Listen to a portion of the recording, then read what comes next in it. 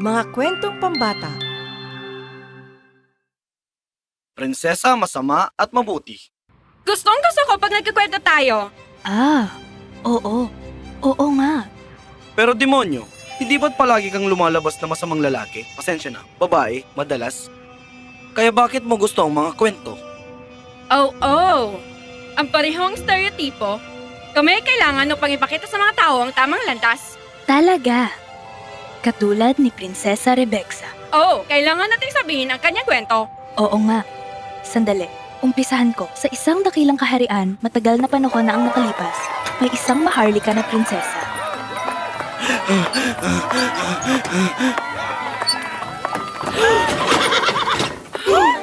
Ha?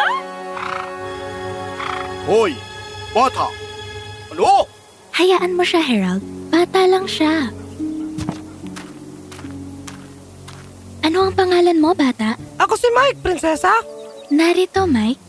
Gusto mo bang maglaro nito? Wow! Isang pito na gawa sa ginto. Salamat, kamahalan. Mabuhay, Prinsesa Rebecca! Mabuhay, Prinsesa Rebecca! Mabuhay si Prinsesa Rebecca! Pasensya na, ina at ama. Huli na ba ako sa tanghalian? Hindi. Tamang-tama lang. Halika, mahal. Kain na tayo.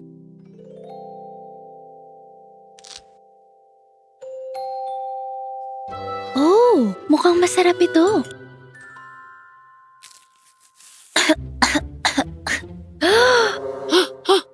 Rebecca! Anong nangyayari?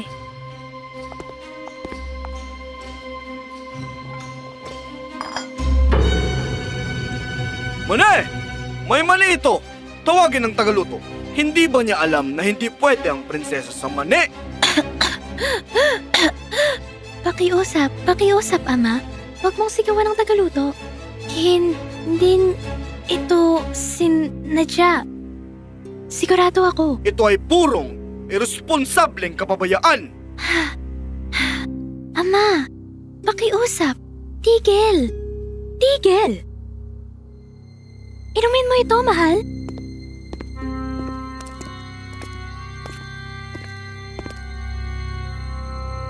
Ang iyong lingkod, kamahalan. Pasok ka, Bill Crisp. Kamahalan, bakit tila ikaw ay balisa? Ako'y nag-aalala, Bill Crisp. Sobrang nag-aalala kay Rebecca. Ang prinsesa ay matalino, matalas at iniidolo ng buong bansa, kamahalan. Si Rebecca ay hindi sapat na matalino, Bill Crisp. Siya ay labis na marangal. Higit pa sa mabuti para sa kanya o para sa kaharian. Naintindihan ko at maaari kong idagdag. Sangayon ako, kamahalan. Matutulungan mo ba ako? Ang prinsesa ay lalabas sa isang paglalakbay bukas, hindi ba? Baka meron akong may tulong. Ang asawa kong bahala roon. Siya ay may tamang uri ng kapangyarihan na kailangan natin. Salamat!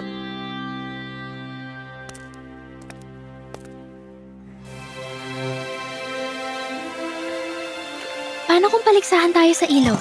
Tara na!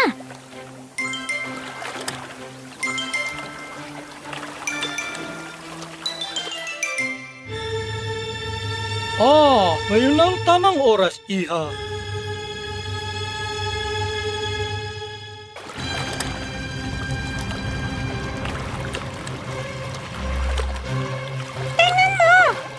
Nasaan siya? Nasaan siya?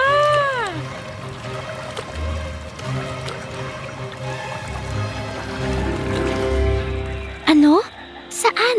Ang ganda naman dito. Maligayang pagdating, Prinsesa Rebecca. Kamusta? Ginang Bilkis. Kumusta, Prinsesa? Paumanhin kung naistorbo ko ang iyong paligsahan, kamahalan. Ngunit kailangan kitang dalhin dito.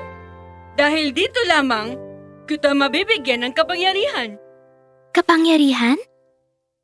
Simula nung unang panahon, ang pinakamalaking palaisipan ng sangkatauhan ang pagkakaiba ng tama at mali. Tanging, ang makakapaglutas ng palaisipang ito ay tunay na marunong. Totoo? Prinsesa, isang araw mamumuno ka sa kaharian ito at milyong-milyong tao ang hahanap sa iyo para sa katarungan. Kailangan mong malutas ang palaisipang ito ng tama at mali. Tama ka. Simula ngayon, Prinsesa, Tuwing may maling nangyayari sa paligid mo, makakakita ka ng isang demonyo.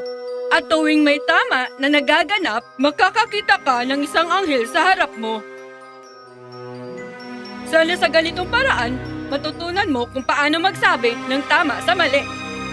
Salamat! Maraming salamat! Sa palagay ko nga, sa halip na ituloy ko ang aking paglalakbay, dapat akong pumunta sa korte at tingnan kung may diablo o anghel kung ano mang nangyayari roon. Nagsasalita na parang reyna.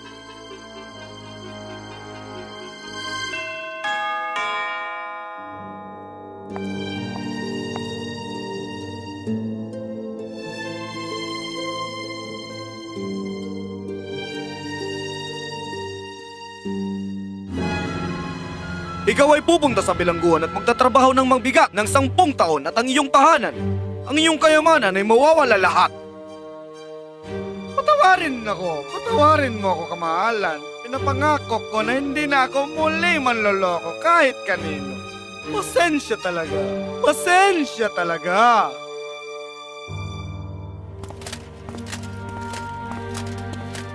Hindi matatapos ang krimen sa kaparusahan, Ama. Ito ay malademonyo.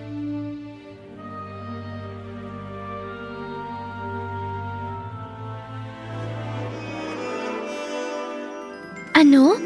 Talaga? Hindi ito maaari. Mayroong mali.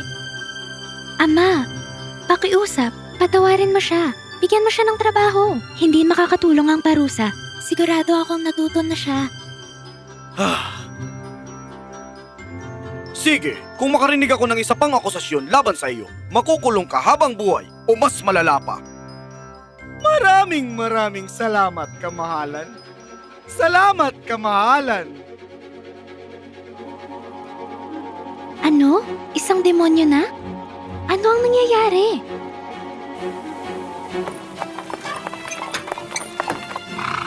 Kamahalan! Kamahalan! Manatili ka! Hayaan mo siya. Tama? Kamahalan! Ako'y sobrang naiiya na sabihin ito. Ano ito? Pakiusap. Malaya kang sabihin sa akin. Ako ay isang magsasaka mula sa kabilang nayon. Ang pangalan ko ay Hidris. Nabigo ang aking pananim at kailangan ko agad ayusin ang sirang bubong ng aking bahay. Kung maaari, pwede bang humingi ng ilang barya? Hindi ako nanlilimos. Babalik ko to. Ayos lang. Tanggapin mo ito at ayusin mo ang iyong bubong. Okay? Salamat! Salamat! Maraming salamat! Mabuhay! Prinsesa Rebecca! Mabuhay, Prinsesa Rebecca! Ano? Isang demonyo? Ngayon? Parang may mali. Kamahalan, maligayang pagdating. Pasok ka. Ako, kailangan ko lang makipagkita kay Ginang Bilkers. Pero wala siya ngayon sa bayan. Oh, kita mo, binigyan niya ako ng kapangyarihan at sa tingin ko may mali. Ang aking asawa hindi pa kailanman nagkakamali, kamahalan. Siya ay isang pinakamakapangyarihang mangkukulam sa mundo. Ngunit pagkatapos, Maaaring may isang bagay na kailangan mong makita o maunawaan. siguro. Salamat. Harold, naalala mo ba yung magsasakad na binigyan natin ng barya noong nakaraan? Prinsesa! Alam mo ba kung saan siya nakatira? Malalaman natin ito sa nayon. Tara na, pero hindi dapat ganito.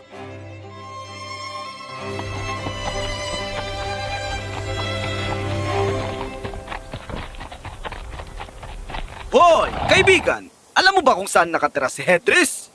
Yang magaling sa panloloko? Anong kailangan mo sa kanya? Magaling sa ano? Ang tanging ginagawa niya ay magsinungaling buong araw at maging tamad. Wala siyang halaga na kahit 1 sentimo. Saan siya pwede mahanap? Doon, sa kabila ng bukid na iyon.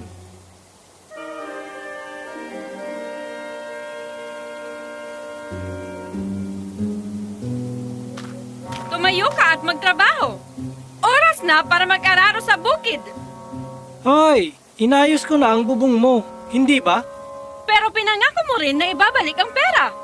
Kapag panahon na para ibalik, bibigyan ko ulit ang prinsesa ng isa pang malungkot na kwento at siya ay labis na marangal para maniwala dito. Hindi na. Prinsesa?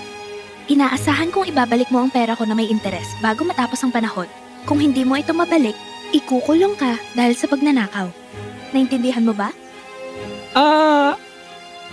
Harold, sabihin mo sa maharlikang opisyal ng bayang ito na bantayan siya. Siguraduhin na siya ay nagtatrabaho.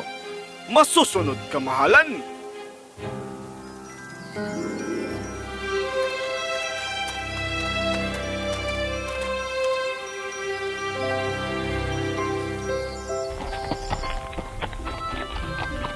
Harold, gusto ko makita.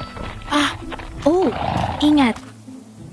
Mike, Oh, kumusta, prinsesa? bakit hindi ka mas maingat? Pinigilan mong iyong kabayo. Mike, napaka-irresponsable. Balang araw may isang tao na hindi magagawang natumigil. Trabaho mo ang mag-ingat sa lahat ng daan. Ibalik mo sa akin ang gintong pito para maalala mo na mag-ingat ka palagi. Patawad po.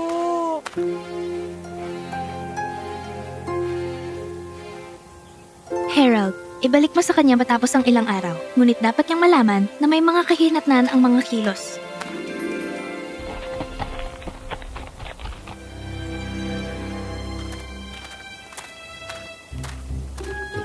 Hindi ba siyang magnanakaw na hiniling ko kay ama na patawarin noong isang araw? Oh, kamahalan! Tingnan natin kung anong ginagawa niya.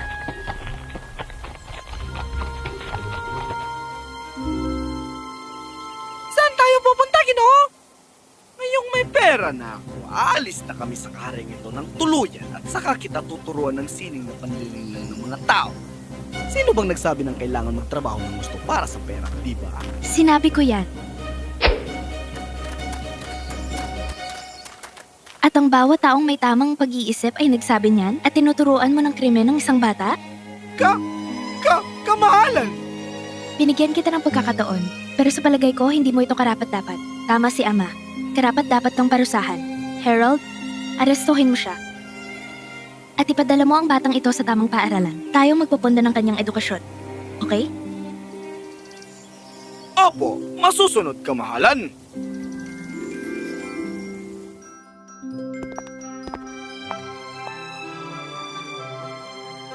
Ama, sa lahat ng aking hangarin na gumawa ng mabuti, tila mas marami pa akong nagawang masama.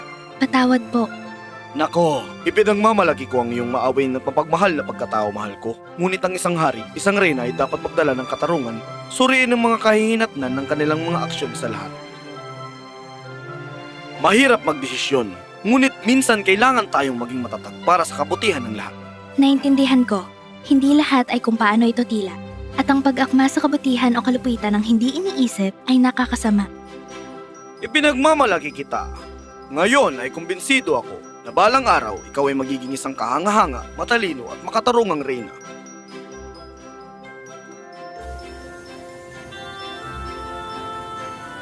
Kaya kita mo, hindi lahat ng tila mahigpit o mahirap ay mali. At hindi rin lahat ng tila mabuti at maawain ay tama. Kailangan ng mundong maunawain. Ngunit minsan, ang pagiging mapagkumbaba ay kasama ng pagsabi ng hindi. Pagiging konting mahigpit at pagsiguro na ginagawa ang tama para sa lahat.